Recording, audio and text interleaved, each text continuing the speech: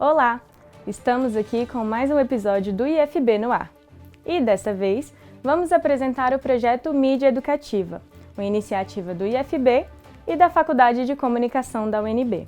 O projeto de extensão de educação midiática aconteceu ao longo do ano de 2022 e promoveu oficinas, palestras e um bate-papo com profissionais de comunicação do DF, tendo como proposta ações de educação midiática para estudantes do ensino médio do IFB. O evento foi organizado pelos estudantes do curso técnico em eventos do IFB com a supervisão de seus professores. Saiba como atuam os profissionais que fazem a notícia no Distrito Federal. E agora eu gostaria de apresentar os nossos convidados. Começando pelo apresentador âncora da TV Globo, do programa Bom Dia DF, Fred Ferreira. A repórter da editoria de cidades do Correio Brasiliense, Darciane Diogo. O jornalista e editor do portal G1, Pedro Alves. Repórter no portal Metrópolis, Celimar de Menezes. E o coordenador e conteudista do projeto Jovem de Expressão, Marcelo Vinícius. Bem, durante o projeto Mídia Educativa com a turma de estudantes do IFB, e essa turma especificamente integrada com o ensino técnico em eventos, produção de eventos, foram realizadas oficinas, palestras e até visitas técnicas à UNB, em que os estudantes puderam compreender a maneira como os jovens se informam hoje, além de trazer formação midiática também para a sala de aula. E agora eu vou explicar a dinâmica, como vai funcionar aqui o nosso evento, esse encontro, e vai funcionar da seguinte maneira. Nós preparamos uma pergunta para cada um de vocês, uma ou duas, e aí a pergunta vai ser direcionada para cada um.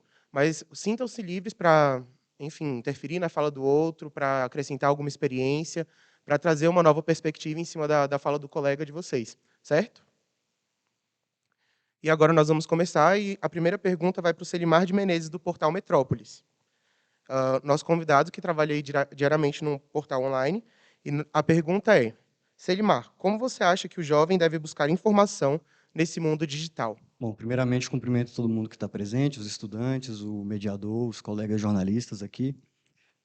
Fazendo minha audiodescrição, jovem, cabelos pretos, um óculos de aro de metal e feições indígenas.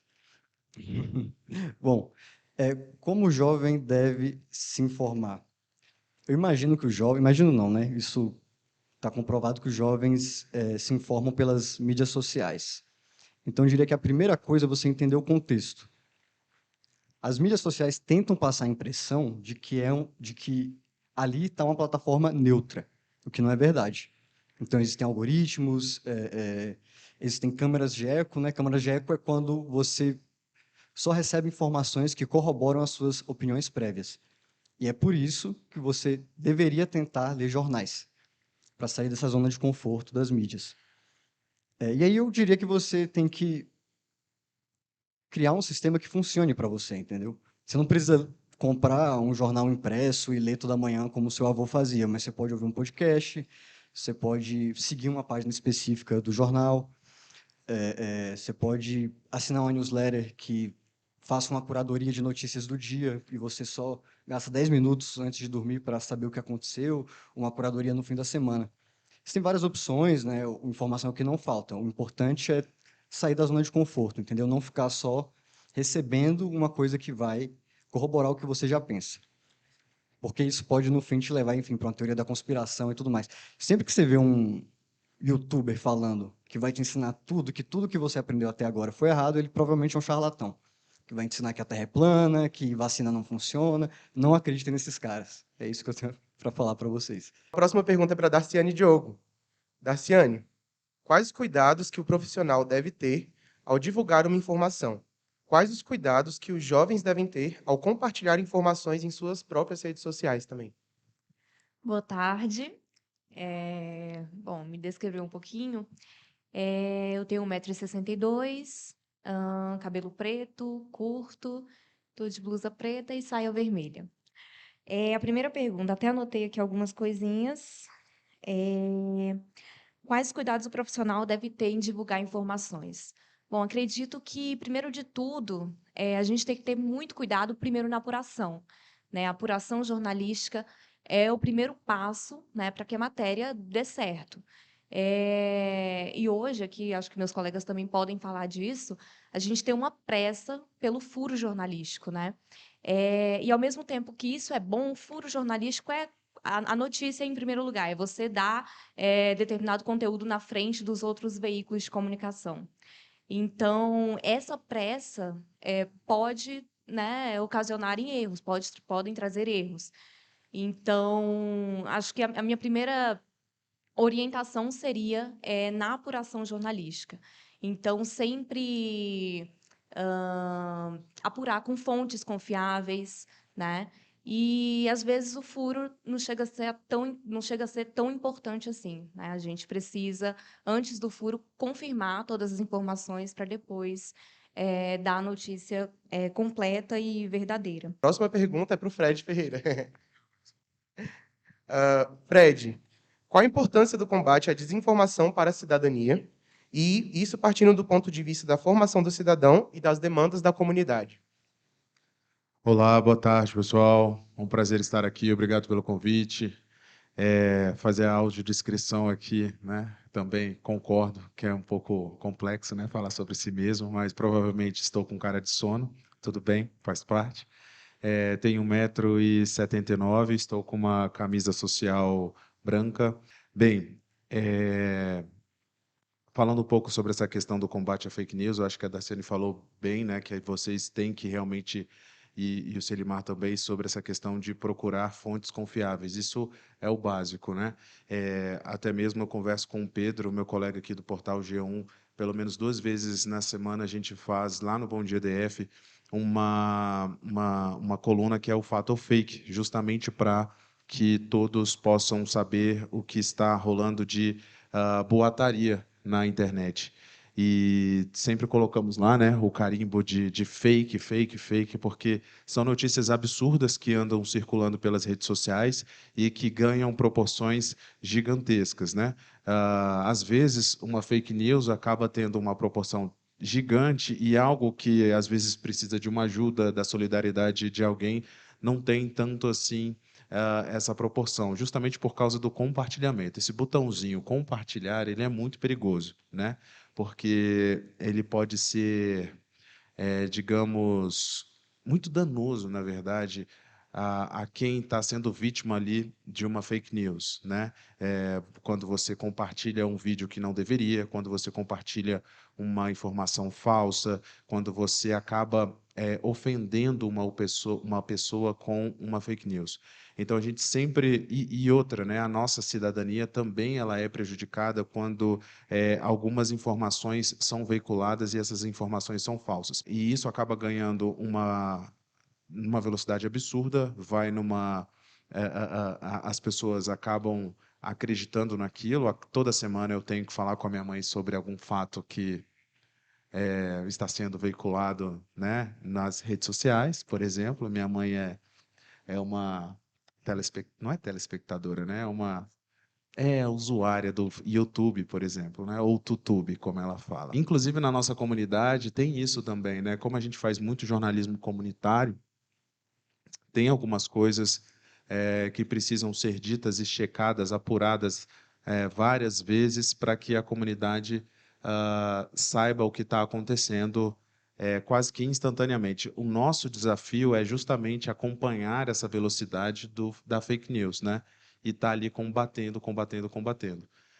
Até mesmo a gente, né, o que a gente fala de uma forma oficial e de uma forma checada, de repente pode ser recortado e virar uma fake news também. Então, a gente tem que ter esse cuidado sempre para que também a gente não seja vítima, né, como profissionais de uma fake news.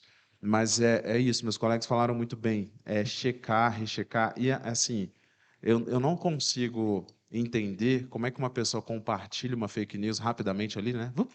Sem antes chegar e ir lá no Google, por exemplo, básico, né? Ali Google Notícias, né, e tal.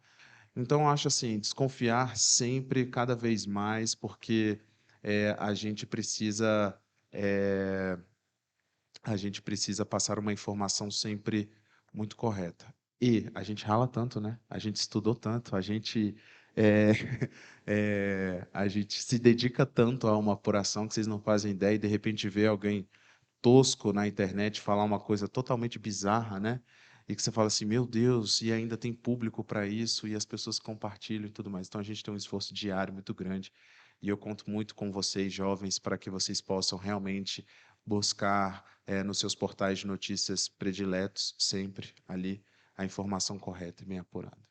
Muito obrigado. E eu acho que eu, assim, gostaria de complementar essa pergunta e Fred, se quiser continuar, ou algum dos colegas também, do ponto de vista prático, como que essa desinformação pode afetar negativamente a comunidade?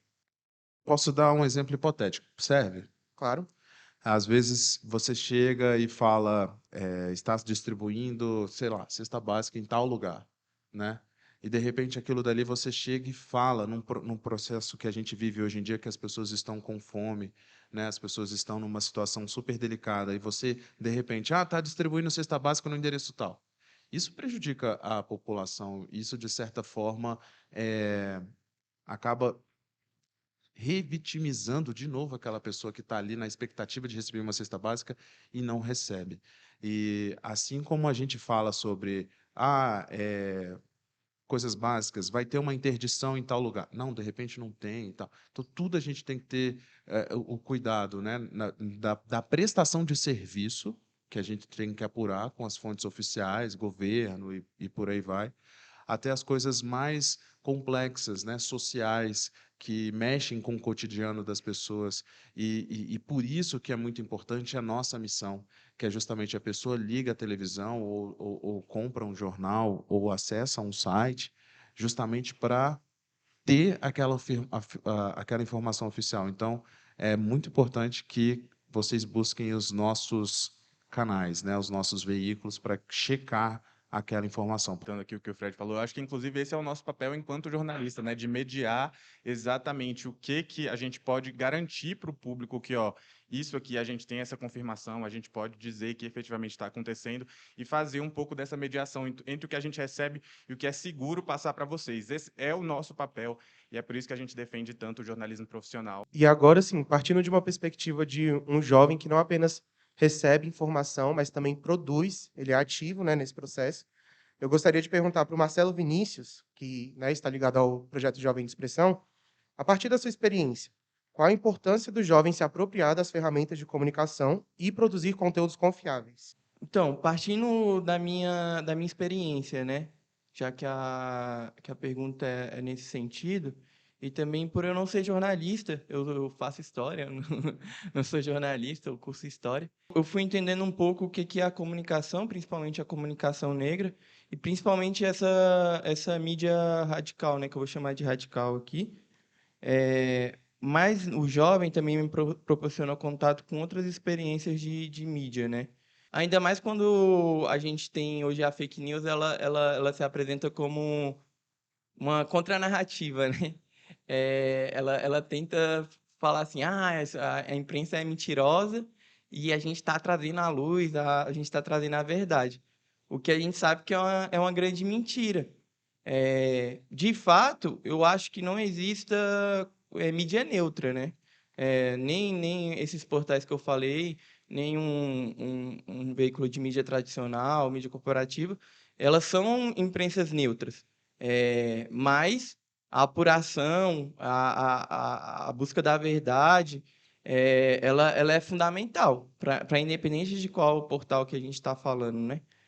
Então, eu acho que é um pouco isso, assim, do que eu penso quando a gente fala de apropriação dessas ferramentas por essa juventude, assim. A nossa próxima pergunta, então, vai para o Pedro Alves. A gente sabe que nem todos aqui têm a ideia, né, de como é uma redação no dia a dia. E a gente queria que o Pedro contasse um pouco para a gente como funciona essa dinâmica de apuração das informações. Vou tentar explicar para vocês um pouco mais sobre como funciona o nosso trabalho diário de apuração, porque tem gente que diz que o trabalho do jornalista é o do policial que não deu certo. Mentira, gente, não é verdade isso, mas é porque tem muita coisa de investigação mesmo, de tentar entender de onde surgiu aquela informação e como a gente pode fazer para comprová-la e levar para vocês com o máximo de comprovação possível, ou pelo menos ouvindo todos os lados, porque às vezes a gente não esteve lá, foi uma coisa que aconteceu naquele momento, a gente não tinha como acompanhar em tempo real, mas a gente tem relatos ou então autoridades dizendo para mostrar que efetivamente aconteceu, e a gente só passa isso para vocês quando a gente tem segurança de que essa é uma informação confiável. Quando chega uma informação para a gente lá na redação, geralmente a gente vai tentar entender de onde ela surgiu. Então, é tipo assim, tentar achar a pessoa que é responsável ou tentar achar a pessoa que está envolvida no fato, até para entender se ela tem algum interesse em divulgar aquilo, se não, porque a gente tenta. Eu sei que, como ele falou, nenhuma mídia é totalmente imparcial. Tem a obrigação de ouvir todos os lados. Então, entender de onde surgiu essa informação e aí, a partir daí, cruzar ela com outras informações. Então, por exemplo, se é um crime, a gente tem que ouvir a polícia. Então, a gente vai ouvir a polícia militar para entender qual foi a impressão de quem esteve lá primeiro no momento do crime. Depois, a gente vai ouvir a polícia civil para entender como está a investigação, como que isso está funcionando. Agora, se é uma história de personagem, assim, se é alguém que está contando uma história, sei lá, alguém que está esperando na fila por uma cirurgia, a gente vai ouvir essa pessoa, entender o que ela falou, depois a gente vai confrontar com a Secretaria de Saúde para entender, essa pessoa está falando isso. A Secretaria tem algum posicionamento para nos dar? É exatamente assim que ela está. O que vocês têm para nos dizer sobre isso? Então, o nosso trabalho é uma constante confrontação.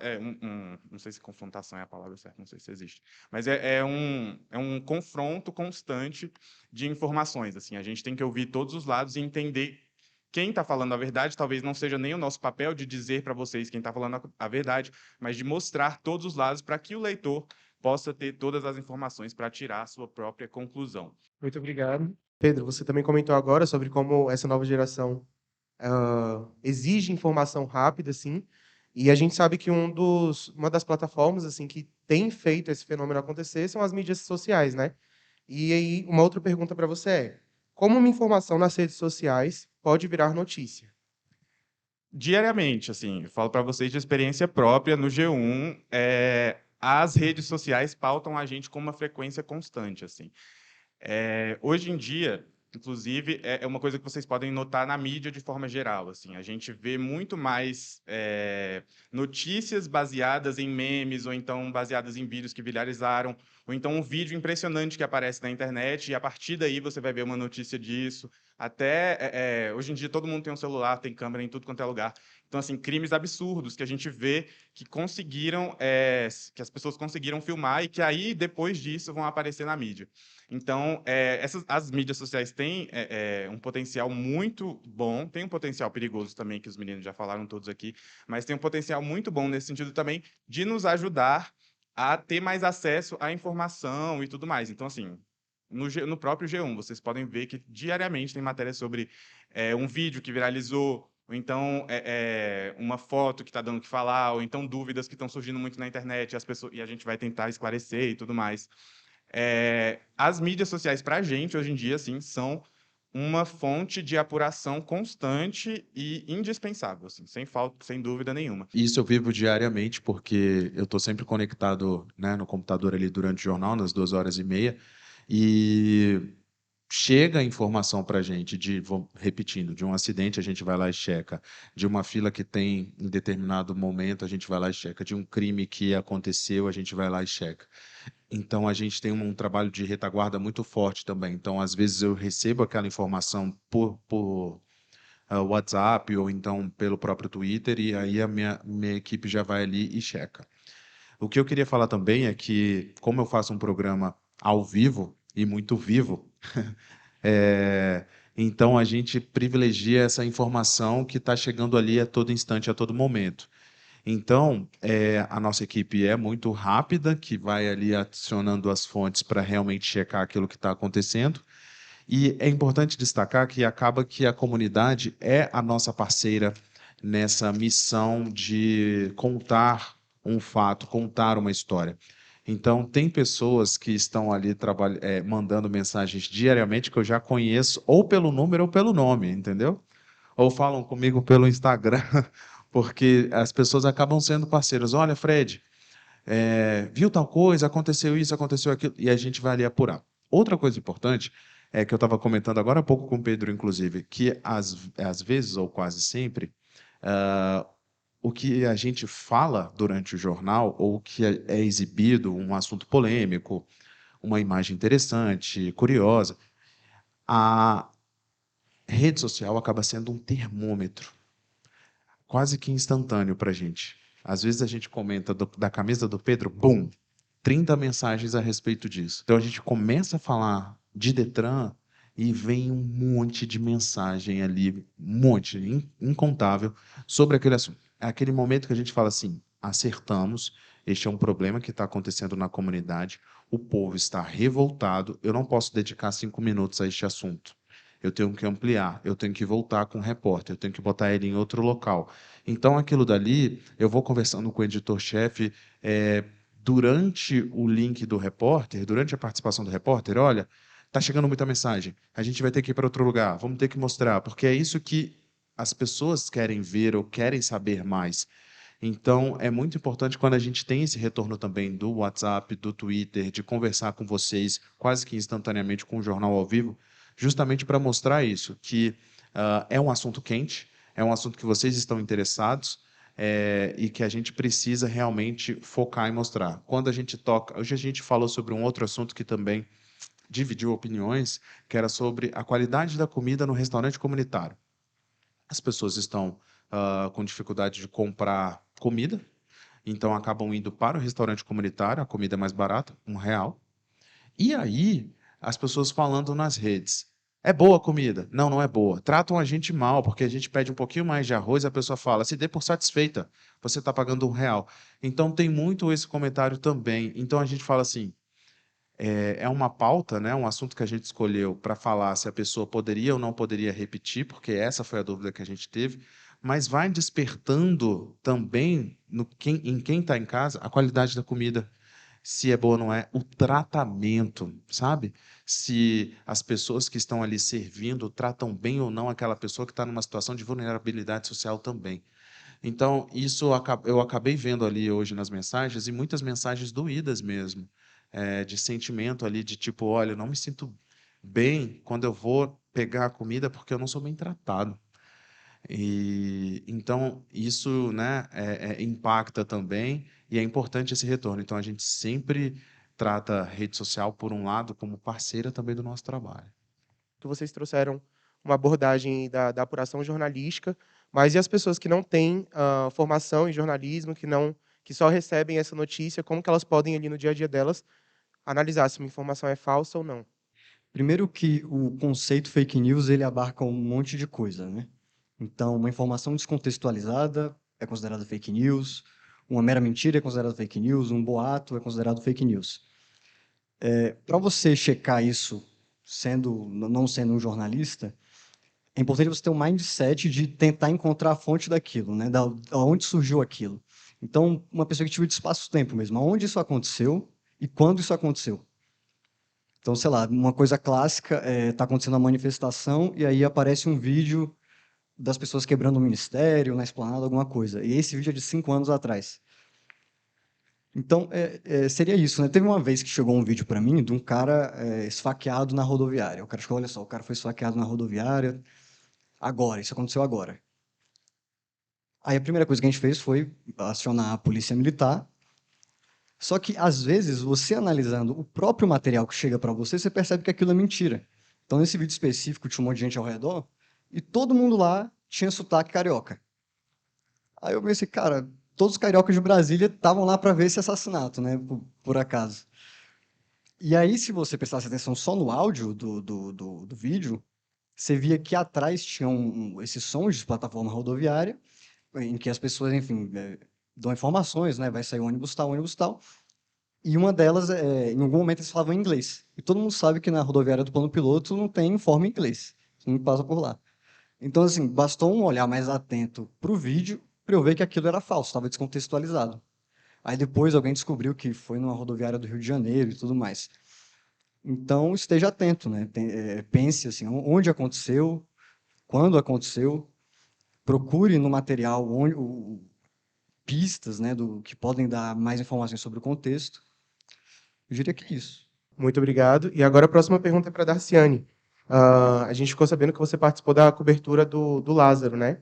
A gente queria que você contasse um pouco como foi essa experiência, como que você apurava as informações e, né, o que não era notícia, o que se tornava notícia ali naquele caso. Foi uma cobertura intensa, né? Tanto eu quanto os outros colegas aqui, todo mundo participou. Foram 20 dias, que eu não consigo nem descrever. Se for para contar assim, leva um dia inteiro. Mas, primeiro que foi a cobertura mais insana, né? Eu tenho pouco tempo de profissão, né? De formado, me formei em novembro de 2019. Trabalhei aqui no IFB também como estagiária em jornalismo em 2017. Foram 6 meses, né, na área de educação ali com a Renata. Mas, então, nesse período de novembro de 2019 a junho, né, do ano passado, eu nunca tinha passado por uma experiência tão única assim na minha vida. Primeiro que, quando a gente soube do triplo homicídio, né, seguido de sequestro, lá em Ceilândia, toda a imprensa correu para o local, porque é como a gente faz. Assim que a gente recebe uma informação, seja ela mínima que for, como foi o caso do motorista, né, que acabou tendo um mal súbito ali na rodoviária, e atropelou e matou uma mulher, a gente imediatamente vai para o local, porque não há nada melhor do que você sair da redação, é o que eu digo. Hoje, tem muito jornalista sentado, né? E isso é muito ruim. Então, assim que a gente recebeu, no dia 9 de junho de 2021, a informação, a gente correu lá para Ceilândia, e a partir daí começou, né? Começou todo um caso diferente, único, né? Imagino que no Brasil inteiro. E foram 20 dias indo diariamente para Cocalzinho de Goiás, lá para aqueles municípios goianos. E a gente chegava à tarde, né? Meu horário é à tarde, noite. Então, geralmente, eu saio do jornal meia-noite, por aí. Entre 2 da tarde, saio meia-noite. Então, a gente chegava mais ou menos 1 hora da tarde, lá em Cocalzinho, e a gente saía de lá 3 horas da manhã. Foram 20 dias assim. E todo dia era uma informação nova. E aí, mais uma dificuldade. Chegava muita informação. Ah, o Lázaro morreu, o Lázaro está morto.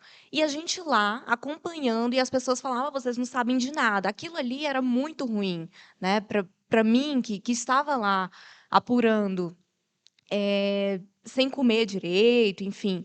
Então, as pessoas vinham e falavam, "Ah, vocês não sabem de nada, ele já está morto, já está na Bahia, retornou para a casa dele."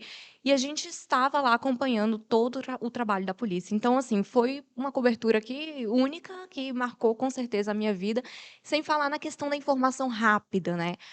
Todo o tempo ali sem sinal de internet, mas a gente precisava enviar os textos, né? Eu que trabalho em site impresso também, eu tinha que fechar o impresso de lá. Então, a gente enviava o texto rápido ali para o site, um parágrafo solta logo, e vídeo, e fazia lives também. Foi quando até comecei a me conectar mais no Instagram, porque eu não tinha esse costume de mexer muito no Instagram. E aí comecei a mexer, assim, mais no Instagram. Mas, enfim, é isso. Foi um verdadeiro desafio de cobertura jornalística, de correr contra o tempo, que vai ficar marcado aí na minha vida, na dos colegas e de todo mundo, com certeza. Muito obrigado. E a próxima pergunta, assim, na verdade, vão ser duas, para a gente poder fazer um comparativo, assim.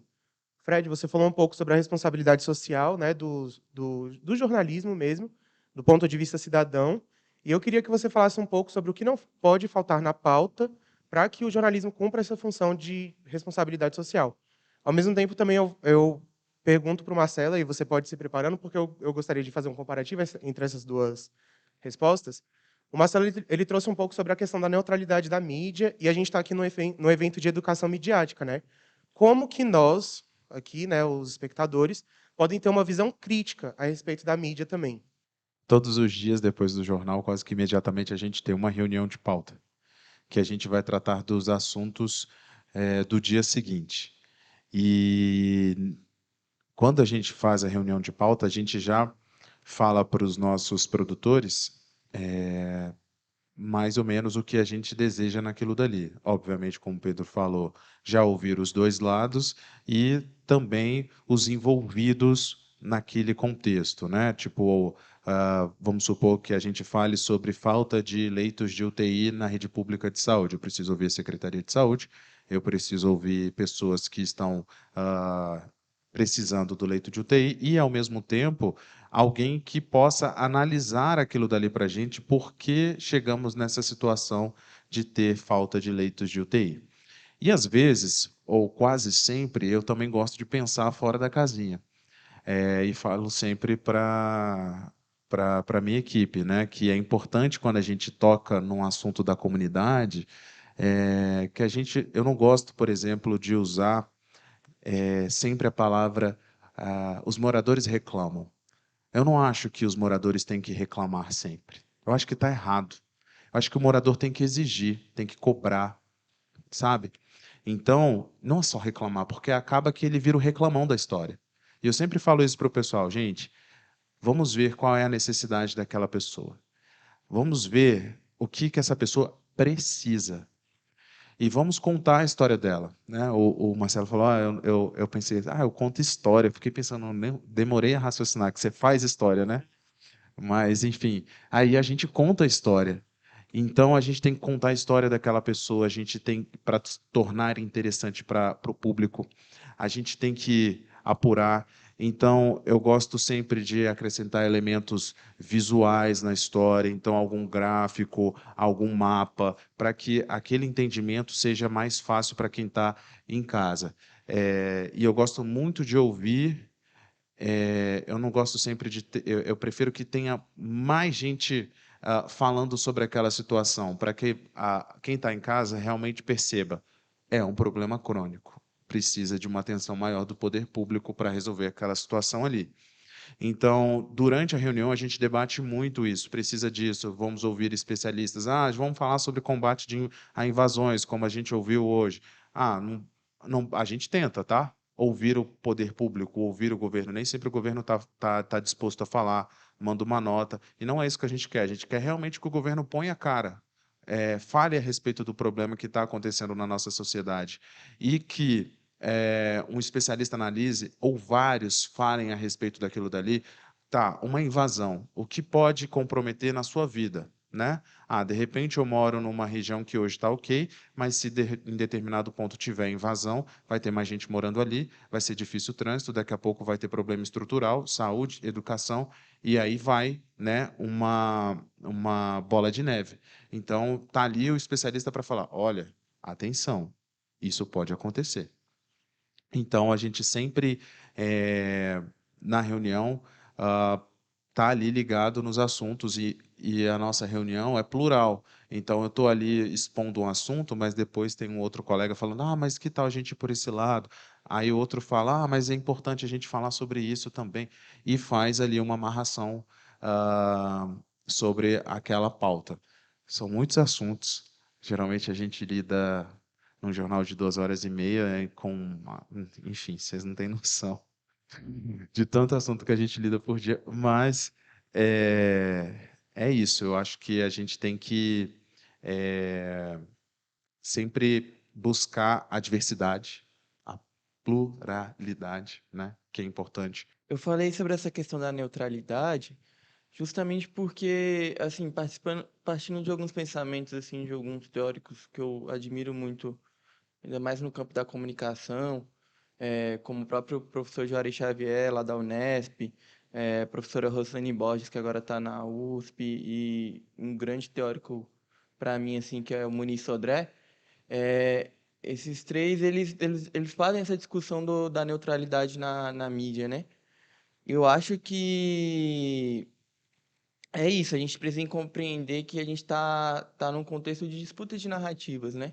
São diversas narrativas, diversas perspectivas também. Às vezes, essas narrativas, elas são formadas por causa que tá em outros pontos de vistas, né? Então, pensando nessa questão da neutralidade, como que a gente pode ter uma visão crítica, eu acho que é buscar ler as mais diversas notícias, assim. Eu acho que os mais diversos portais, é, buscar se informar de diferentes formas. É, o amigo até trouxe um conceito que foi esse ponto único, né? Você ficar assim, se informando só, às vezes as pessoas se informam só no grupo do WhatsApp, ou só assiste tal jornal. Você tem que buscar os diversos jornais, tanto os veículos de mídia tradicional quanto os não tradicionais que eu citei. Eu acho que é um ponto que pode ajudar nessa visão crítica e entender as diferentes narrativas que estão ali apontadas, né? Muito legal o que o Marcelo falou sobre esses coletivos, sobre esses perfis que tem nas redes sociais no Instagram, tipo o Alma Preta, entre outros, porque às vezes, Marcelo, Daciane falou de outro assunto interessante também, é muito ruim jornalista sentado, né? E aí o que que acontece? Às vezes o jornalista está numa bolha, que é muito ruim. Por isso que eu falo, rede social também é nossa parceira muito importante. E esses coletivos são também essenciais. Não só coletivos mais nessa seara social, mas aqueles comunitários. Eu sigo o Diário de Ceilândia, eu sigo o Ceilândia Muita Treta, eu sigo o Diário de Santa Maria. Então, assim, porque a comunidade está lá na ponta. Então, eu preciso saber também o que está acontecendo naquele conjunto, naquela rua, naquela quadra. Então, eu acho muito bacana quando a gente observa que existem criadores de conteúdo comunitários, sociais, porque eles também agregam e muito no nosso trabalho. Como é o processo de apuração de denúncias, especificamente? E aí você pode responder a sua pergunta e já caminhar para uma fala de despedida. Cara, isso vai depender da denúncia, né? Então, sei lá, se é uma denúncia de não consigo uma cirurgia no hospital, você tem que conseguir, por exemplo, descobrir se esse hospital está superlotado, pegar um posicionamento da Secretaria de Saúde. E às vezes você mesmo faz uma denúncia. Cara, você nunca subestima as informações que já estão disponíveis. Principalmente na internet, né? Tudo. Então, sei lá, processo judicial, diário oficial do DF ou diário oficial da União, pesquisa em rede social, você pode usar aqueles buscadores do Google, sabe, para fazer pesquisas mais focadas e não receber 1 milhão de resultados, mas usando aspas, ou pesquisar em determinado site, filtrar por data. Então, usa tudo que você tem antes de abordar quem está sendo denunciado. Chega com o máximo de informações possível, é isso que a gente faz. Vou ter que sair agora. Agradeço mais uma vez o convite, os organizadores, os professores, o professor Paulino, muito bom te ver, e os colegas aqui. Obrigado, gente. Muito obrigado, Selimar. A gente tem também uma pergunta na plateia. Vou fazer uma pergunta direcionada ao Pedro. Pedro, como utilizar as redes sociais de uma forma saudável no nosso cotidiano? Ana Luísa. Ana, não fique 12 horas por dia no TikTok. Cadê? Bom, essa é uma dica verdadeira, mas assim, eu acho que a gente tem que usar as mídias sociais de uma forma saudável no sentido de usá-las de forma que agreguem ao nosso ser, assim. É óbvio que a gente pode usar, de vez em quando, de vez em quando não, assim, olhar uma história dos amigos, curtir uma foto e tal, isso é muito legal. E foi para isso que elas foram feitas. Mas eu acho que a gente tem como aproveitar essas mídias para agregar para a gente, enquanto ser humano. Então, assim, seguir os portais de notícias, seguir os coletivos, entender o mundo em que você está, se situar direito no mundo em que você está, o contexto em que você vive, os problemas da sua comunidade, os problemas do seu país, os problemas do nosso DF aqui. Tudo isso, essas mídias têm o potencial de ampliar. Então, eu diria que uma forma muito saudável de usar essas mídias sociais seria aproveitando elas para se situar no mundo e entender como você quer fazer parte dele, assim, sabe? Tipo assim, entender e, a partir daí, tomar uma ação. E curtir uma foto, assistir uma story de vez em quando também, que não faz mal a ninguém. É isso. Meu nome é Bruna e eu queria perguntar para o Fred, para vocês, como é essa questão de, tipo, diferenciar a questão do profissionalismo com a questão de, tipo, emoção, se recebe alguma matéria que realmente mexe com o emocional, se traz uma revolta. A gente, de uma maneira geral, né, nós jornalistas, a gente acaba criando uma certa capa, uma certa insensibilidade para muitos assuntos. E isso é ruim. Mas, por exemplo, eu não posso chorar a cada notícia ruim que eu der, né? Mas tem algumas que impactam bastante e revoltam, né? Tipo essa, por exemplo, do médico estuprar uma paciente, né? Na mesa de parto, as histórias do CRAS. Você vai, de certa forma, se revoltando muito com aquilo dali. Nós, jornalistas, temos que estar do lado da comunidade, né? E tá ali cobrando sempre uma melhoria num serviço. E ver algumas precariedades nos serviços públicos, por exemplo, me toca muito quando eu vejo alguém quando não consegue um leito de UTI, um remédio. Isso, eu vou te dizer, quase que me devasta, assim, sabe? Claro que a gente se emociona com algumas notícias muito tristes e tal. Já me emocionei no ar, mas a gente é humano, né? A gente não tem como, às vezes, se desligar de determinado assunto. O que acontece comigo é que eu assisto todo o jornal antes de ir para o ar. Então, eu sei exatamente o que tem, fora as notícias que acontecem ali, né, instantâneas. Então, eu consigo me preparar um pouco.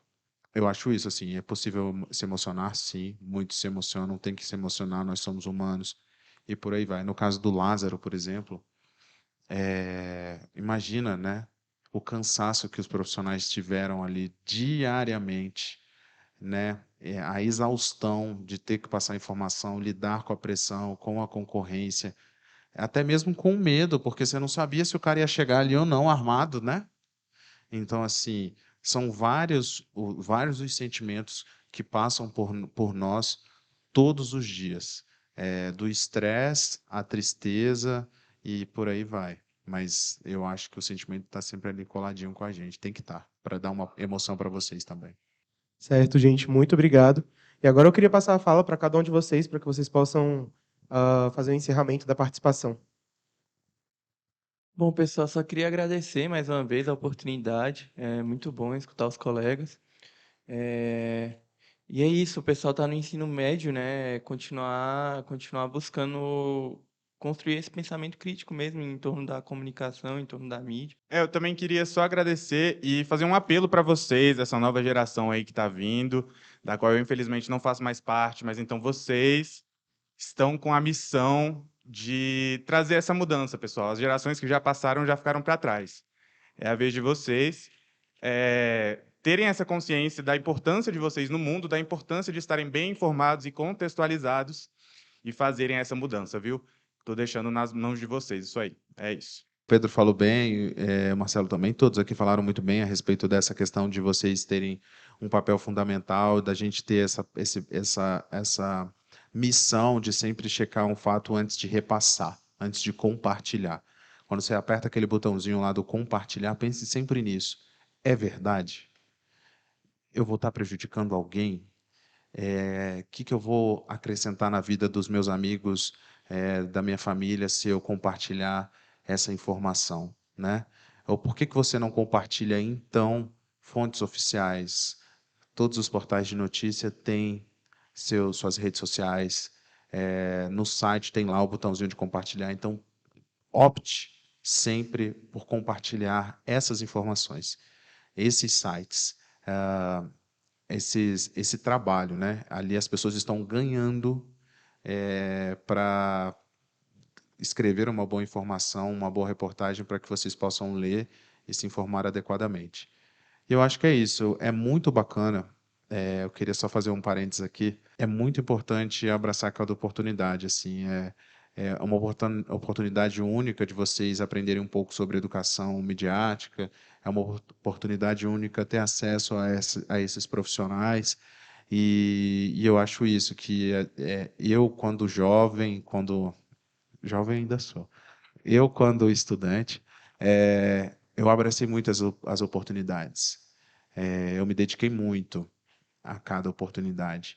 E o Fernando foi meu professor, por exemplo, ele falou da inquietude. Realmente, eu, quando estava ali né, aqui no IESB do outro lado, estudando à noite, depois de horas de trabalho, realmente estava ali na sagacidade de aprender muito para me tornar um bom profissional. Então, acho que esse contato que a gente está tendo aqui é muito bacana e eu dou meus parabéns também para o IFB para sempre promover esse tipo de encontro, para que tenha profissionais do mercado de trabalho, para que possam mostrar um pouco para vocês a realidade, para que vocês possam também se interessar, vai que vocês queiram ser jornalistas, historiadores e por aí vai, a partir desse contato tão importante.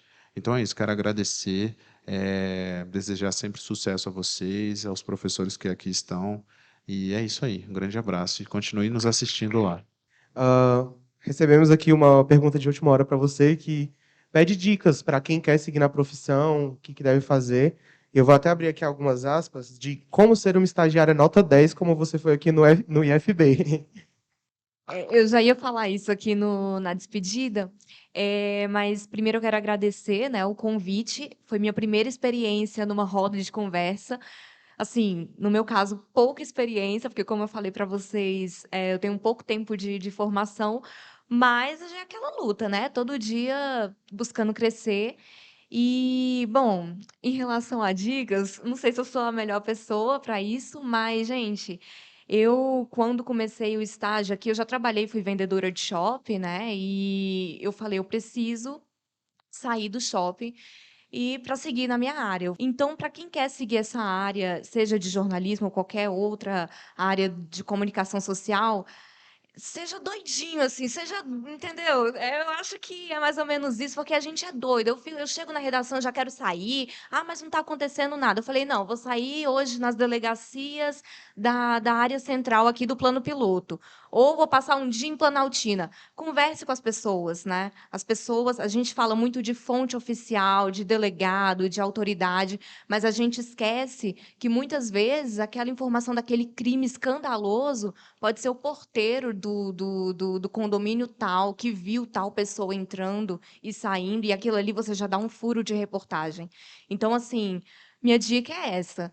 Corra atrás. Se você quer ser jornalista, principalmente de redação, levante da cadeira, vá atrás, faça fontes, identifique a área que você gosta. Eu, particularmente, eu gosto muito da área de segurança pública, área policial. Por mim, eu pegava o carro do jornal, ficava atrás de uma viatura 24 horas por dia. Mas, enfim. E também tem essa questão, né, das matérias mais aprofundadas, porque, além do factual, a gente, aqui os colegas sabem que a gente tem que ficar pensando o tempo inteiro em reportagens especiais, né? Reportagens para prêmios jornalistas, ganhar dinheiro, gente, é isso, entendeu? Então, e reconhecimento também. Então, às vezes, você faz ali o factual, feminicídio que acontece todo dia, acerto de contas, mas a gente tem que sair da caixinha, tem que pensar, nossa, hoje eu quero pensar nesse tema, uma investigação, quero começar a partir de um crime, de um homicídio simples, um homicídio, acerto de contas entre traficantes ali em Planaltina. Você começa a investigar aquilo, daqui a pouco você descobre que o cara foi o que matou tal pessoa em outro estado. Tudo é uma investigação. Então, é isso. Minha dica é essa: saia da casinha, da zona de conforto. E parabéns para o pessoal de eventos, do IFB. Foi tudo muito organizado. Cheguei aqui no estacionamento, eles já estavam recebendo a gente. Então, gostei bastante. Obrigada. Muito obrigado, gente. Agora a gente está chegando ao final da nossa transmissão do bate-papo de mídia educativa pela TV IFB. A gente agradece a participação de todos e até a próxima programação. E aí, gostou de mais este episódio? Quer saber sobre as programações do IFB no ar? Siga a TV IFB no YouTube e no nosso site ifb.edu.br. Até mais!